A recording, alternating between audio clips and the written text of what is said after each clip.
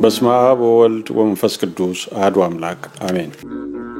የአመረ ብርሃን ቅዱስ ዮሐንስ መጥምቅ የኢትዮጵያ ኦርቶዶክስ ተዋሕዶ ቤተክርስቲያን ሕንጻ አሰሪ ኮሚቴ አዘጋጀው የመጀመሪያው ታላቅ የገቢ ማሰባሰቢያ ጉባኤና የራት ግብዣ መርሃ ግብር ዳግም ምጽአቱ በሚታሰብበት የደብረ ዘይት ዕለት መጋቢት 15 ማርች 23 ተዘጋጅቷል።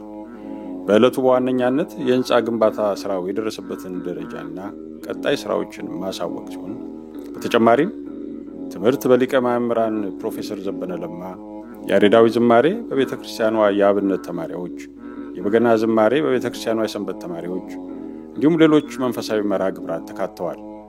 ትኬቶን አሁኑኑ ይግዙና በመርሃ ግብሩ ይታደሙ። በቦታ ርቀት በጊዜ ጥበት መገኘት ባይችሉ ትኬቱን በመግዛት ከበረከቱ ይሳተፉ።